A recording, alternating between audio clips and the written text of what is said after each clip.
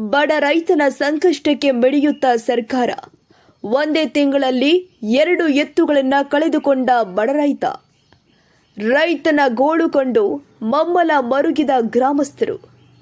ಇದುವರೆಗೆ ಬಡ ರೈತನಿಗೆ ಸಿಗದ ಪರಿಹಾರ.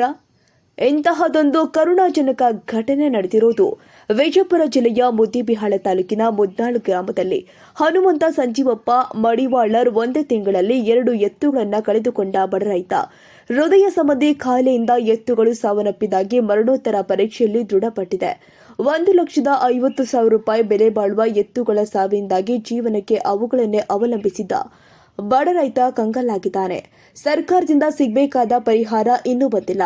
ಸರ್ಕಾರದಿಂದ ಹಣ ಬಂದ ತಕ್ಷಣ ನೇರವಾಗಿ ಜಮೆ ಮಾಡುವುದಾಗಿ ಪಶುಸಂಗೋಪನಾ ಇಲಾಖೆಯ ಎಡಿ ಹೇಳ್ತಾರೆ.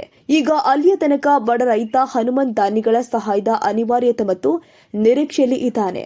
ಬಡ ರೈತನಿಗೆ ಸಹಾಯ ಮಾಡುವಂತೆ ಗ್ರಾಮಸ್ಥರು ಮಾಧ್ಯಮದ ಮೂಲಕ ಜನರಿಗೆ ಕೇಳಿಕೊಂಡಿದ್ದಾನೆ. ಮುದ್ನಾಳ ಗ್ರಾಮದ ಹನುಮಂತ ಮಡಿವಾಳರು ಅವರು ಎತ್ತು ಒಂದು ತೀರ್ಕೊಂಡದ, ಅದರದ್ದು ಪರಿಹಾರ ಕೊಟ್ಟಿಲ್ಲ. ಇದು ಪೋಸ್ಟ್ ಮಾಡಿದ್ದು ಇದು ರಿಪೋರ್ಟನ್ನು ಕೊಟ್ಟಿಲ್ಲ. ಈಗ 2ನೇದು 1 ತಿಂಗಳಾಯ್ತು. ಅದ್ರೊಳಗೆ ಮತ್ತೆ ಒಂದು ಎತ್ತು ತೀರಿ ಹೋಗಿದೆ. ಅದು 1,80,000 ರೂಪಾಯಿ 2 ಎತ್ತನ್ನು ತೀರಿ ಹೋಗ್ಯಾವ. ಅವನ ಪರಿಸ್ಥಿತಿ ಭಾಳ ಗಂಭೀರ ಆಗಿದೆ. ದಾನಿಗಳು ಇರಲಿ, ಒಂದು ಅಧಿಕಾರಿಗಳು ಇರಲಿ, ಅವರು ಏನಿದ್ರು ಒಂದು ಸಹಾಯ ಮಾಡಬೇಕಂತೇಳಿ ವಿನಂತಿ ಮಾಡ್ಕೊತೀವಿ. ರೈತರ ಪರವಾಗಿ ಒಂದು ಹೋರಾಟ ಮಾಡೋದು ಇದು ಐತೆ, ಅದು ಮಾಡ್ಬೇಕಂತೇಳಿ ರೈತರಿಗೆ ಅನ್ಯಾಯ ಆಗ್ಯದ ಅಂತೇಳಿ ಎತ್ತಿಡಿಬೇಕಂತೇಳಿ ವಿನಂತಿ ಮಾಡ್ಕೊತೀವಿ.